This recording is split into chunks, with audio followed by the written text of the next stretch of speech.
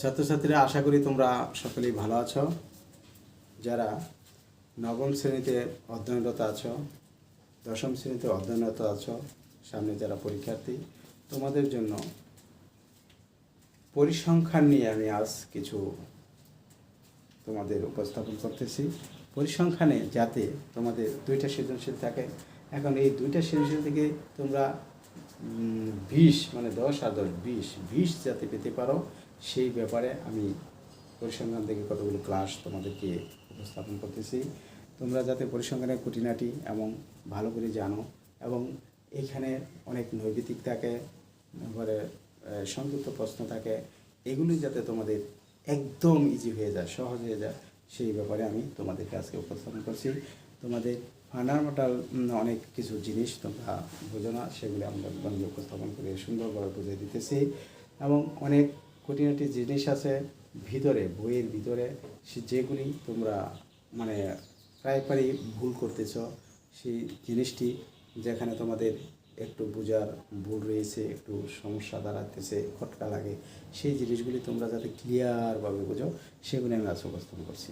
দেখো, পরিসংখ্যান মানে হচ্ছে বিভিন্ন মানে জিনিসের মানে তথ্য, উপাত্ত এবং বিভিন্ন সংখ্যা, এগুলি দিয়ে তোমাদের একটা সাজানো একটা মানে এই অঙ্কর ধারা আছে, যেখানে বিভিন্ন পরিসংখ্যানে দেখা যায় এই তথ্য উপাত্ত নিয়ে তোমাদের সব কিছু।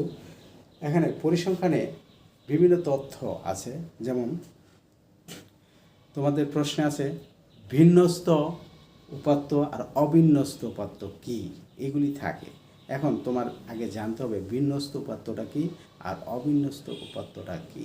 এখন বিন্যস্ত উপাত্ত হচ্ছে তোমার কতগুলো সংখ্যা এলোমেলো আর কতগুলো সংখ্যা সাজানো, মানে এলোমেলো যেই সংখ্যাগুলি দেওয়া থাকে, এগুলি বেশিরভাগ পরিসংখ্যানে দেওয়া থাকে। এই এলোমেলো সংখ্যাগুলিগুলি হচ্ছে কি অবিন্যস্ত উপাত্ত। আর তুমি সেটাকে যদি তুমি মানের ক্রম অনুসারে, ঊর্ধ্ব ক্রম অনুসারে সাজাও অথবা অধ ক্রম অনুসারে সাজায়া লেখো, তাহলে সেই উপাত্তগুলি হবে তখন কি বিন্যস্ত উপাত্ত। এখানে তোমার একটা উদাহরণ দিতে তুমি বুঝতে পারবা। দেখো, যদি আমি সংখ্যা লিখি 35, বিভিন্ন তোমাদের ধরনের গণিতের নম্বর দেওয়া থাকে, ইংলিশের নম্বর দেওয়া থাকবে, 50 জন 60 জন বা 10 জন 15 জন দিয়ে তোমাদেরকে বলবে এটা একটা মানে এই অঙ্ক, এই উপাত্তগুলি তোমার তখনই প্রয়োজন পড়বে যখন তোমার কি উপাত্তের মধ্যক নির্ণয় করো। এইগুলি থাকে মধ্যকে, তোমার অবিন্যস্ত উপাত্ত থাকে, যেমন 35, তারপরে হচ্ছে 37, 45, 57, 60, 67 এরকম থাকবে। তখন এখানে কয়টা উপাত্ত লিখছি, 1, 2, 3, 4, 5, 6টা। এখানে এই উপাত্তগুলি তোমার কি সাজানো আছে, সাজানো নাই, এর জন্য এগুলি কি অবিন্যস্ত উপাত্ত। এটাকে যদি আমি মানের ক্রম অনুসারে, ঊর্ধ্ব ক্রম অনুসারে সাজাই, সেটা হবে কি বিন্যস্ত উপাত্ত। এখন এই অবিন্যস্ত উপাত্ত থেকে তোমার মধ্যকের অঙ্ক দিতে পারে, মধ্যকের অঙ্ক, তখন তোমার এই অবিন্যস্ত উপাত্তগুলি তোমার সাজাতে হবে মানের ক্রম অনুসারে। এখন সাজালে হবে কি এটা বিন্যস্ত উপাত্ত। তাহলে তোমরা অবশ্যই বুঝতে পারছো অবিন্যস্ত উপাত্ত আর বিন্যস্ত উপাত্ত কাকে বলে। যেই উপাত্তগুলি মানের ক্রম অনুসারে ছোট থেকে বড় বা নিম্ন মানে ঊর্ধ্ব ক্রম অনুসারে সাজানো থাকে, সেটা হচ্ছে তোমার বিন্যস্ত উপাত্ত। আর অবিন্যস্ত উপাত্ত যেটা এলোমেলো দেওয়া থাকবে, সেই উপাত্তগুলি হচ্ছে অবিন্যস্ত উপাত্ত। এখন এই অবিন্যস্ত উপাত্তগুলিকে তুমি যদি বিন্যস্ত উপাত্তে রূপান্তর করতে পারো, এবং তখনই তুমি সেই উপাত্ত থেকে মধ্যক নির্ণয় করতে পারবে। আমি এই উপাত্ত থেকে একটা মধ্যকের অঙ্ক তোমাদের বোঝাচ্ছি। দেখো, এটাকে আমি বিন্যস্ত উপাত্তে সাজাই বা সাজানোই লিখি। তাহলে সর্বনিম্ন আমার দেওয়াই আছে এখানে কত 35, পরে আছে 37, এরপরে আসছে কত, এটা তো সাজানোই আছে, এলোমেলো আর মানে নেই। তাহলে 45, এটাকে যদি আমি এইটা এখানে না লিখে এটা আমি এখানে 45 লিখি। এটা এলোমেলো আছে।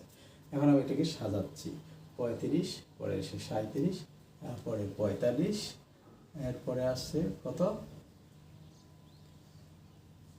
57, পরে 60, তারপরে 66। এই সাজানো হলো। এটা হচ্ছে অবিন্যস্ত উপাত্ত আর এটা হচ্ছে বিন্যস্ত উপাত্ত। এখানে বিন্যস্ত উপাত্তের সংখ্যা কত 2, 4, 6 n, মানে এখানে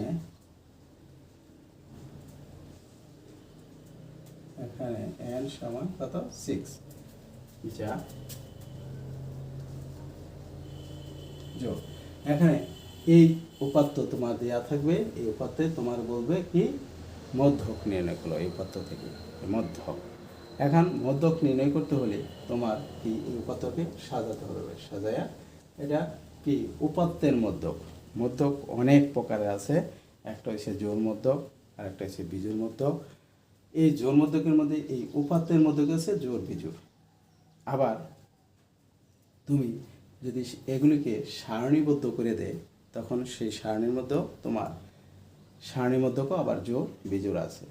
এখন তুমি এই উপাত্তগুলি দেওয়া হলো, তোমাকে মধ্যক নির্ণয় করতে হচ্ছে। এটা হচ্ছে জোড়। এখন জোড়ের মধ্যকের আমাদের একটা সূত্র আছে, যেটা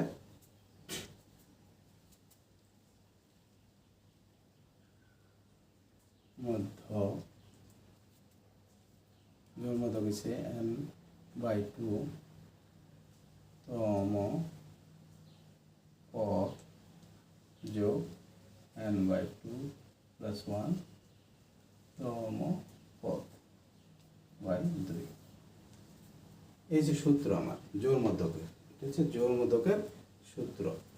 তাহলে আমার এই সূত্র দিয়ে আমি এখানে n কত 6 মান বসাই দিই। তাহলে 6/2 তম পদ যোগ 6/2 + 1 তম পদ। এই তম পদ তোমাদের টাইনে আসতে হবে, আমাদের ভুল হতে হবে /2। তাহলে এখানে আসতেছে কত 6 দুটা ভাগ দিলে 3 তম পদ যোগ 3 আর একে 4 তম পদ। এটা হচ্ছে ছোট একটা অঙ্ক, গেলে নৈবিতিকে থাকে। এখন আমি যে তম পদগুলি লিখলাম, এখন 3 তম পদ, এই যে আমি এটাতে যদি এলোমেলোকে যদি না সাজিয়ে লিখতাম, তাহলে আমি 3 তম পদ কোথেকে পাইতাম। এলোমেলো এতে আমার তোমার সঠিক পদটা আমার আসতো না। এখন দেখো 3 তম পদ 1, 2, 3, 3 কত 45। এই 45 লিখতে হবে এখানে, প্লাস আবার 4 তম পদ হয়েছে কত 57, 57/2 তম পদ উঠে গেছে। এখন অনেকে ভুল করে, এই তম পদ না লিখে 3 আর 4 যোগ দিয়ে 2টা ভাগ করে দেয়, মধ্যক হয়ে গেছে। আসলে সেটা হবে না, ওটা মধ্যক ভুল হবে। তোমরা এই জায়গায় ভুল করে অনেকেই। এটা আমি এখানে ছোট পদ দেওয়া আছে, কিন্তু আরও অনেক বড় পদ দেওয়া থাকলে তুমি এই জিনিসটা ভুল করবে। তাহলে তোমার 3 আর 4 তম পদ তোমার এখানে 45, দেখো 1, 2, 3, 3 হচ্ছে 45 আর 4 হচ্ছে 57। এই দুটো সমষ্টিকে 2টা ভাগ দিলে যেটা আসে সেটাই তোমার মধ্যক। দেখো এখানে 45 এর 57 কত 7, 5, 12, 2 হচ্ছে 1, 5, 5, 10, 100, 2 এর 2টা ভাগ দিলে কত আসে, এটা দশমিক আসে, আসুক, অসুবিধা নেই, সেটাই মধ্যক। তাহলে 5 × 2 = 10, 20, মানে পরে 2 এর 1 দিয়ে 5.1।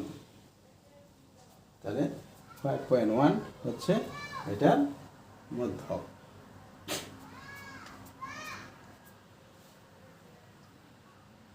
5 × 10,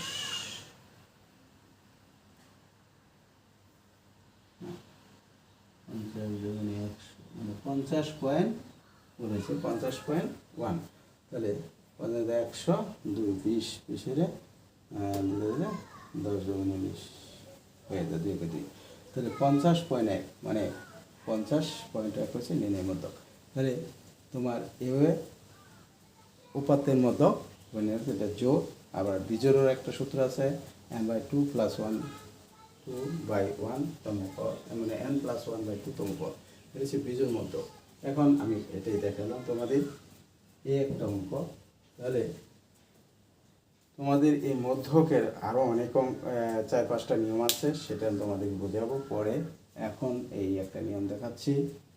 আরেকটা জিনিস যেটা তোমরা প্রায় ভুল করো, সেটা থাকে কয়ের মধ্যে অথবা সংক্ষিপ্ত প্রশ্নে থাকে, অথবা এখানে বই আছে যেমন বিচ্ছিন্ন ও অবিচ্ছিন্ন চলক কি। এখন পরিসংখ্যানে যে সংখ্যাগুলি দেওয়া থাকে এগুলি হচ্ছে উপাত্ত। এই উপাত্তকে মানে পরিসংখ্যানে যদি সংখ্যা আকারে লেখা হয় সেই উপাত্তগুলি চলক হিসেবে ব্যবহৃত হয়। এখানে আছে বিচ্ছিন্ন ও অবিচ্ছিন্ন চলক কি। এখানে বিচ্ছিন্ন চলকটা হচ্ছে তোমার এই বিচ্ছিন্ন উপাত্ত ধরলে তখন এটাকে অনেকেই ভুল করা হয়।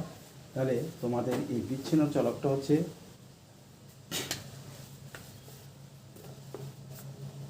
পূর্ণ সংখ্যা থাকতে হবে। বিচ্ছিন্ন চলকটা হচ্ছে পূর্ণ সংখ্যা, আর অবিচ্ছিন্ন চলক এটা দশমিক সংখ্যায় থাকে। বিচ্ছিন্ন চলকগুলি তোমাদের যেই পরিসংখ্যানে যে পূর্ণ সংখ্যাগুলি আছে সেগুলি হচ্ছে বিচ্ছিন্ন চলক, আর অবিচ্ছিন্ন চলকটা হচ্ছে ভগ্নাংশ আকারে যে সংখ্যাগুলি আছে সেগুলি হচ্ছে অবিচ্ছিন্ন চলক। এখানে দেখা যায় বিচ্ছিন্ন চলকে জনসংখ্যা, বিভিন্ন যেমন প্রাণীর সংখ্যা আছে, বিভিন্ন এগুলি পশুর সংখ্যা, হাতির সংখ্যা, এগুলি যদি দেওয়া থাকে এগুলি হচ্ছে কি বিচ্ছিন্ন চলকের মধ্যে থাকে। এগুলি নিয়ে তুমি দশমিক বা অর্ধেক কোনো জিনিস তুমি লিখতে পারবে না। যেমন একটা প্রাণীর আমি অর্ধেক তো বলতে পারি না, এই জন্য এটা পূর্ণ সংখ্যায় লিখতে হবে। যেমন হাতির সংখ্যা যেমন 5টা 5.1 দিয়ে দিমু, আর একটা 0.1 দিয়ে অর্ধেক করে দিমু, বা 2 দিয়ে দিমু, এটা হবে না, কারণ এটাকে অর্ধেক করা যায় না। প্রাণীকে পূর্ণ সংখ্যায় আমাদের লিখতে হয়। এই জন্য এগুলো হচ্ছে কি বিচ্ছিন্ন চলক। আর অবিচ্ছিন্ন চলক আমি ভগ্নাংশে লিখতে পারবো। যেমন তাপমাত্রা আজকে ধরনের 35.5 আমি লিখতে পারি।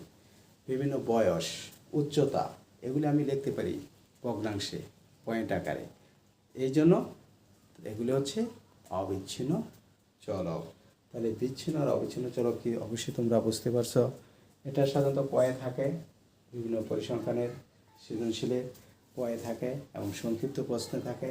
তোমরা যদি একটু খেয়াল দিয়ে ভালো করে বুঝো, আমি অনেক সুন্দরভাবে উপস্থাপন করছি। এই জন্য তোমরা ভালো করে একটু যদি বুঝে নাও তাহলে অবশ্যই তোমরা এই নৈর্ব্যক্তিক এবং পয়ের প্রশ্নগুলি অবশ্যই পারবে। তাহলে এ পর্যন্তই তোমাদের এই অঙ্কগুলি একদম ক্লিয়ার হয়েছে। আর পরবর্তী ক্লাসে আমি আরও ভালো করে তোমাদেরকে এই মধ্যে যাতে তোমরা পরিসংখ্যানে 20-তে 20 পাও সেই ব্যাপারে আমি তোমাদের এই দুইটা সৃজনশীল যাতে একবার ফার্স্ট টু লাস্ট পারো, ক, খ এবং গ। গয়ে বিশেষ করে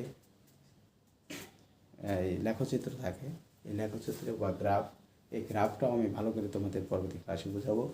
এখানে আমি এই জন্য সূচনা থেকেই বোঝাচ্ছি। এখানে যদি তুমি আমার ক্লাসটা ভালো করে দেখো তাহলে তুমি এই প্রথম থেকে এগুলি ভালো করে বুঝে যেতে পারবে। পরে তুমি স্টেপ বাই স্টেপ বাকিগুলো বুঝতে পারবে ভালো করে। এই জন্য আমি প্রথম থেকে ফান্ডামেন্টাল জিনিস সম্বন্ধে তোমাদের বইয়ের প্রথম থেকে আমি বোঝাচ্ছি। একটু ধৈর্য সহকারে তোমরা ক্লাসগুলি দেখো।